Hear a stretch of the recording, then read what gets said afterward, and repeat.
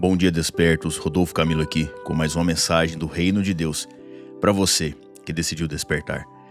Você já parou para pensar que nós temos a sensação de que a vida passa rápido demais o tempo todo? Talvez seja pelo fato de que estamos o tempo todo correndo. E quanto mais rápido corremos, mais rápido fazemos as coisas, mais rápido as coisas ao nosso redor passam diante de nós. E a vida só não passa rápido quando estamos esperando algo. Quando você está esperando algo, aí tudo fica muito lento. E essa sensação de correria, de velocidade, nos tira o foco da nossa real missão, da nossa vida. Essa missão é o que nos dá sentido e nos faz viver mais satisfeitos. E é sobre isso que eu quero falar com você hoje. E nesse sentido, nós damos o título dessa mensagem de Como Ter uma Vida Frutífera. Como ter uma vida frutífera. E a primeira chave que eu quero deixar no seu coração é: você foi chamado para dar frutos. Você foi chamado para dar frutos. João capítulo 15, verso 16 diz: Não foram vocês que me escolheram, pelo contrário, eu os escolhi e os designei para que vão e deem fruto, e o fruto de vocês permaneça, a fim de que tudo o que pedirem ao Pai em meu nome, Ele lhes conceda. Grave isso no seu coração. A escolha dele nos deixou sem escolha. A escolha de Jesus nos deixou sem escolha. Não fomos nós que o escolhemos, pelo contrário, ele nos escolheu. E ele também nos deu uma missão: dar fruto, e frutos que permanecem. O que seria frutos que permanecem, que ele disse aqui? Todos os frutos que conhecemos amadurecem, apodrecem e morrem. A palavra permanecer, nos originais gregos aqui, está com uma palavra meno, que significa permanecer em relação a três coisas. Primeira, em referência ao lugar que ela está. Segunda, em referência ao tempo. E terceiro, em referência à condição atual, no sentido de não mudar, de ser o mesmo sempre. Permanecer, então, é não perecer. É prevalecer diante as estações da vida. E é isso que nós precisamos buscar. Permanecer durante as estações. Olhe para uma árvore, um pé de laranja, uma laranjeira. Ninguém fica ali falando para ela o tempo todo: frutifique, frutifique, dê uma laranja, dê fruto. Ela nasceu com esse propósito. Está na sua genética, está na sua raiz, está na sua identidade, essa direção do que precisa ser feito. E ano após ano, estação após estação, ela está ali frutificando. Que bom seria se fôssemos assim. Eu me lembro de um dia, quando fui colocar os meninos para dormir, eu contei a história de Jonas. E quando contei que o peixe engoliu Jonas e cuspiu na praia da cidade, que Deus havia mandado Jonas naquela primeira ocasião. Você conhece a história? Eles ficaram admirados. E eu perguntei: Jonas foi obediente? E eles: não, papai. O peixe foi obediente. E eu olhei assim, parei e pensei: verdade. O peixe foi obediente. A gente olha para essa história, para a fuga de Jonas, o peixe engolindo. Não damos tanta ênfase para a obediência do peixe, mas sim para a desobediência de Jonas. Mas o peixe foi obediente. Ele escutou uma vez e fez o que lhe foi dito. E nós temos um mandamento que já escutamos: dar fruto. Mas não estamos tão comprometidos e tão obedientes com essa missão. Estamos mais preocupados, em correr, em prosperar, em ganhar dinheiro, do que dar frutos. E assim, nós entramos no looping dessa correria da vida. E temos aquela sensação que falamos no início, de que tudo passa rápido, de que tudo não tem tanto sentido, entende? Joe Owen disse: aquilo que é plantado por Deus não precisa ser constantemente forçado, precisa ser continuamente nutrido. Vou repetir para você: aquilo que é plantado por Deus não precisa ser constantemente forçado, precisa ser continuamente nutrido. Glória a Deus por isso. Segunda chave que eu quero deixar no seu coração é: frutos não são resultados. Frutos não são resultados. João capítulo 15, verso 1 ao 3 diz: Jesus diz: eu sou a videira verdadeira, e meu Pai é o lavrador. Todo ramo que estando em mim não der fruto, ele o corta, e todo o que dá fruto, ele limpa, para que produza mais e mais fruto ainda. Vocês já estão limpos por causa da palavra que lhes tenho falado. Jesus, ao dizer isso, não estava falando de resultados, de números, de alcance, de fama, sucesso. Estava falando de frutos. E frutos não são resultados. As pessoas confundem isso. A própria igreja confunde muito isso, né? Pensa apenas em crescer em número, mas não em frutificação. Fato é que o sucesso financeiro sempre chamou a atenção das pessoas. Porque, na verdade, todos nós queríamos ter mais dinheiro do que temos. Essa é uma luta real e constante no ser humano.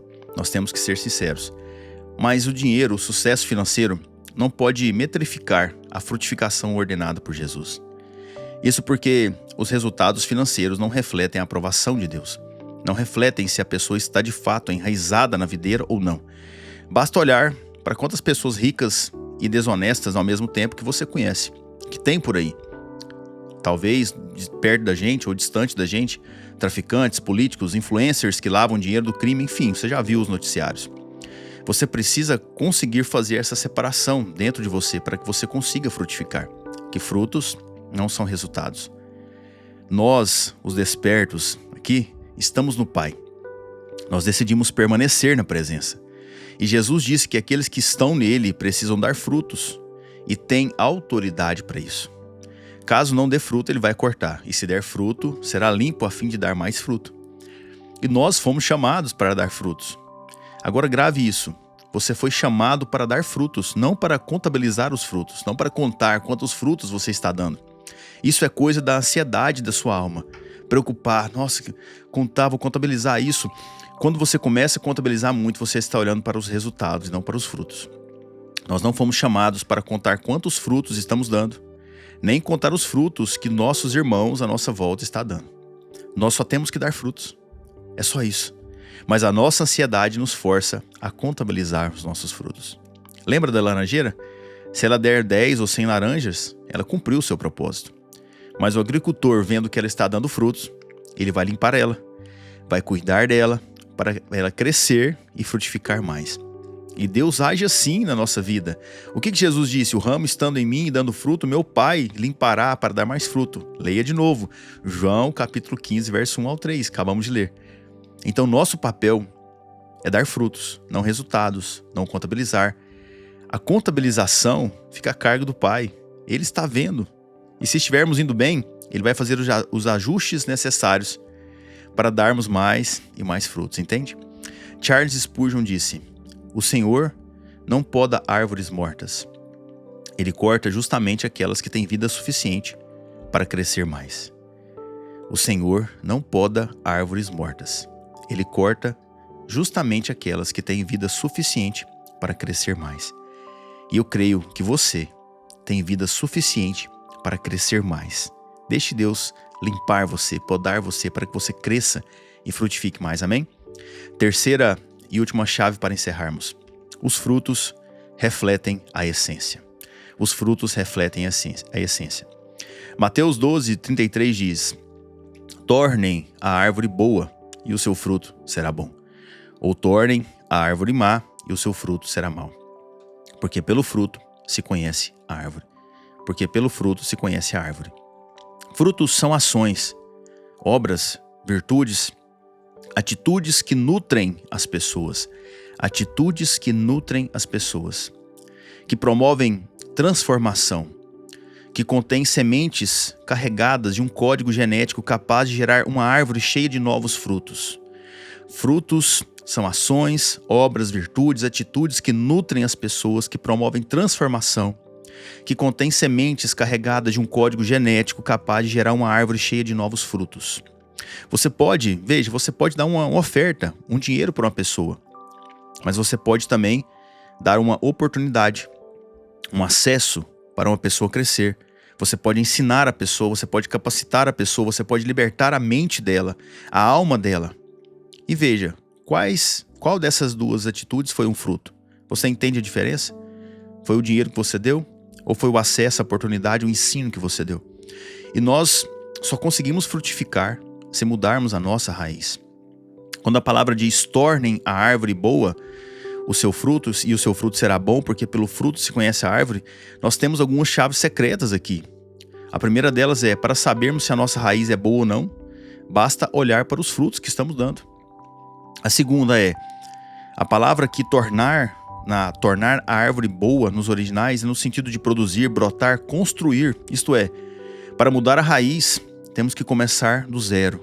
Temos que nascer de novo. Tornar, construir, brotar, sabe?